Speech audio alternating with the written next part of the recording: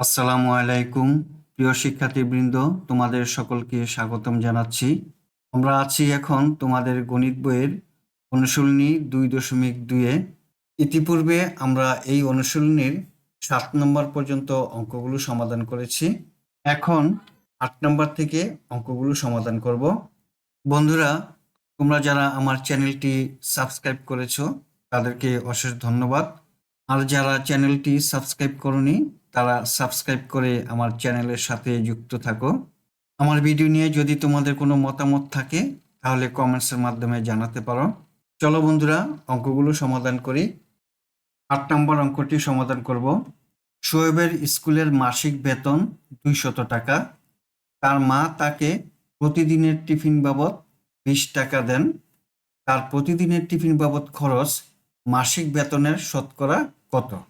দেওয়া আছে শোয়েবের স্কুলের মাসিক বেতন 200 টাকা, মা টিফিন বাবদ দেন 20 টাকা।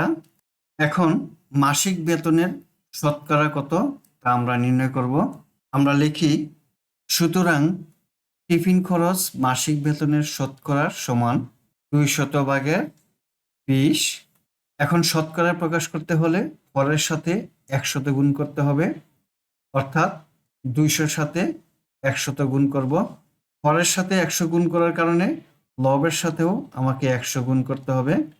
এখন 100 দিয়ে 200-কে ভাগ যায় 2, 2 দিয়ে 20-কে ভাগ যায় 10, সমান হর হলো 100 এবং লব হবে 10 টাকা।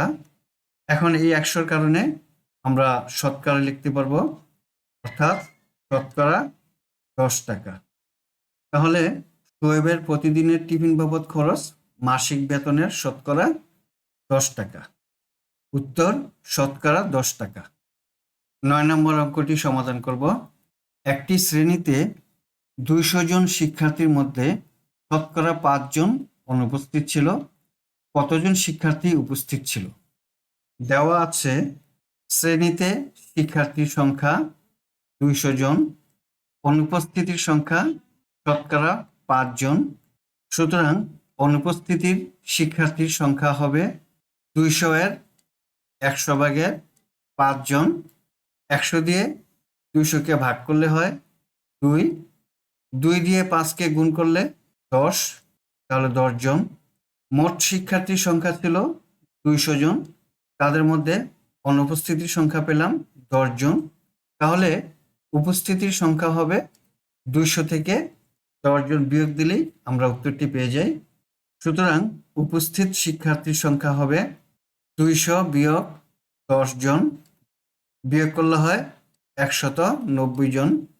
উত্তর 190 জন। এখন 10 নম্বর অঙ্কটি সমাধান করব। জাহেদ শতকরা 10 কমিশনে একটি বই ক্রয় করে দোকানিকে 180 টাকা দিল। বইটির প্রকৃত মূল্য কত? দেওয়া আছে জাহেদ দোকানিকে দিল 180 টাকা, বই ক্রয়ে কমিশন পায় শতকরা 10 টাকা। মনে করি বইটির ক্রয় মূল্য 100 টাকা। অতএব 10% কমিশনে বইটির ক্রয় মূল্য হবে 100 বিয়োগ 10 টাকা সমান 90 টাকা।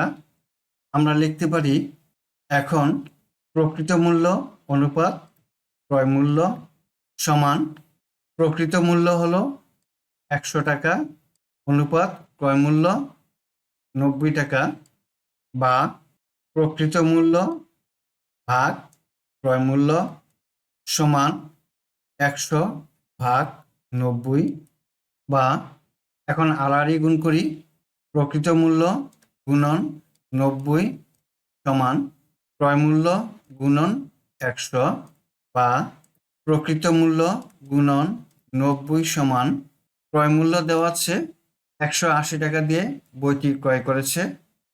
আমরা লিখলাম ক্রয় মূল্য 180 গুণন 100, বা যেহেতু প্রকৃত মূল্য নির্ণয় করব তাই প্রকৃত মূল্য বাম পাশে রাখব, সমান 180 গুণন 100। 90-কে বাম পাশ থেকে ডান পাশে নিয়ে যাব। 90-এর চিহ্ন হলো গুণন, স্থান পরিবর্তন হলে গুণ চিহ্ন ভাগ হয়ে যাবে, তাই 90 দিয়ে ভাগ দেব। এখন 90 180 মধ্যে ভাগ যায় 2 বার, সুতরাং প্রকৃত মূল্য হলো 2 গুণন 100, 200 টাকা। প্রশ্নে চেয়েছে বইটির প্রকৃত মূল্য কত। আমরা নির্ণয় করলাম বইটির প্রকৃত মূল্য 200 টাকা। উত্তর, বইটির প্রকৃত মূল্য 200 টাকা। বন্ধুরা, আমরা এতক্ষণ 8, 9, 10 এই 3টি অঙ্ক সমাধান করলাম। আশা করি তোমরা বুঝতে পেরেছ। আগামী ক্লাসে 11 নম্বর অঙ্কটি সমাধান করব। আজ তাহলে এই পর্যন্তই। আল্লাহ হাফেজ। আসসালামু আলাইকুম ওয়া রাহমাতুল্লাহ।